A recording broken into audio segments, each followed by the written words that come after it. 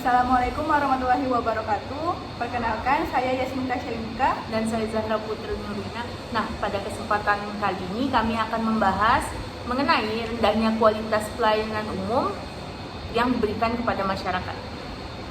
Nah, sebelum melakukan pembahasan tentang kasusnya, mari kita bahas dulu apa itu pelayanan publik. Nah, pelayanan publik adalah pemenuhan keinginan dan kebutuhan masyarakat oleh penyelenggara negara, yang dimana penyelenggara negara ini adalah pemerintah dan dilaksanakan berdasarkan peraturan perundang-undangan. Nah, dalam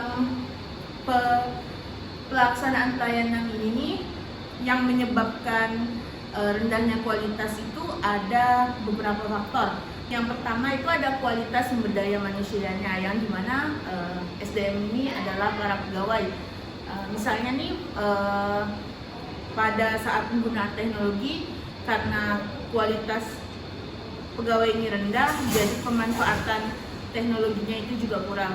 Yang kedua itu faktor pendapatan, yang dimana antara pekerjaan yang dilakukan oleh pegawai dan gaji yang didapatkan itu tidak setimpal, sehingga biasanya oknum pegawai ini tidak maksimal dalam melakukan pekerjaannya. Yang terakhir itu adalah faktor aturan, yang dimana faktor aturan ini kurang dimaksimalkan penerapannya di suatu instansi, sehingga sulit untuk melakukan kejelasan pada saat misalnya ada terjadi permasalahan di instansi tersebut.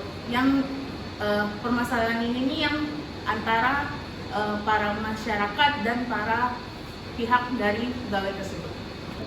Nah, selanjutnya kita akan membahas mengenai kasus. Nah, pada artikel pertama yaitu viral pelayanan buruk, bea cukai meminta maaf saja tidak cukup. Nah, dari sini yaitu ada pengalaman yang diberikan oleh Alisa Wahid yang merupakan anak presiden keempat yang diperlakukan intimidatif oleh petugas bea cukai.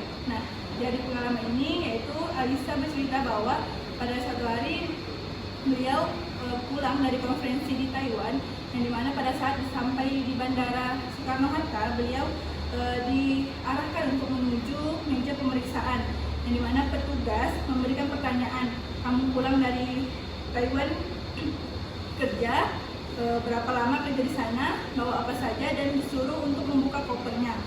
Nah, pengalaman buruk terhadap pelayanan bea cukai ini menarik perhatian oleh staf khusus Menteri Keuangan, yaitu Justinus Prastowo, yang dimana beliau meminta maaf atas pengalaman buruk terhadap petugas dan berkomitmen untuk terus melakukan pembenahan pelayanan.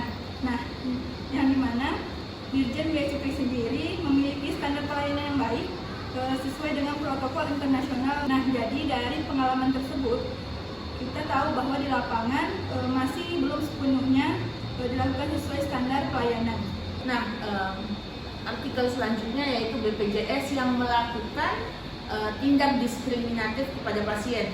Nah, mengapa sih tindakan diskriminatif apa sih yang misalnya terjadi, seperti ada pasien yang belum sembuh total tetapi pasien ini disuruh pulang, atau obat yang tidak diberikan sepenuhnya kepada pasien, sehingga pasien itu tuh yang kurang mampu tuh harus membelinya sendiri dengan uangnya. Nah, mengapa sih tindakan diskriminatif ini bisa ada? Karena tuh untuk di puskesmas itu kan tindakan pembayarannya itu, misalnya ada 1000 pasien di puskesmas itu tuh, maka akan dibayarkan langsung. Sedangkan tindakan diskriminatif yang terjadi di rumah sakit seperti yang tadi belum sembuh total tetapi disuruh pulang, itu tuh adalah sistem klaim. Pihak rumah sakit tuh melakukan itu tuh biasanya untuk mengakali pembengkakan keuangan. Nah, untuk solusinya sendiri itu apabila ada nakes yang melakukan tindakan diskriminatif itu, diharapkan agar dari pihak rumah sakit itu memberikan sanksi yang tegas kepada nakes tersebut agar tidak mengulangi hal yang serupa. Nah, untuk solusinya itu agar BPJS itu membuka nomor pengaduan khusus apabila ada nakes yang menyalahgunakan wewenangnya atau semena-mena dalam mendiskriminatifkan para pasien. Selanjutnya di artikel ketiga ini yaitu pengalaman buruk kantor pos cabang Blora dapat sorotan tegas dari Ombudsman RI. PT Pos Indonesia yang merupakan satu-satunya perusahaan pengiriman tertua yang ada di Indonesia semakin cenderung mengabaikan keutamaan dan pelayanan jasa yang ada. Di dalam artikel ini yaitu terdapat cerita bahwa seorang nenek dipersulit saat mengambil kiriman uang untuk suaminya, dan diketahui suaminya ini sedang sakit lumayan parah. Seakan mengambil kiriman uang tersebut dengan membawa KTP asli suami, tapi pihak kantor pos untuk menyuruh nenek ini pulang dengan membawa surat kuasa.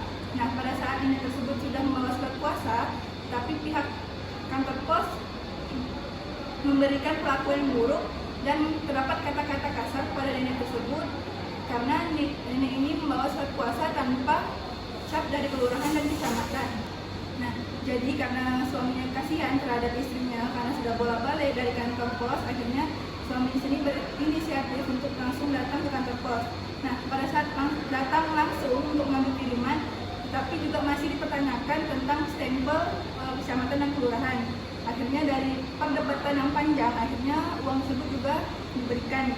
Mengetahui pelayanan buruk ini viral, akhirnya kepala kantor pos berupaya untuk segera meminta maaf dengan membawa 2 pegawainya ke rumah korban. Nah, jadi memang dari peraturan bahwa surat kuasa itu diperlukan bagi berhalangan untuk hadir sendiri.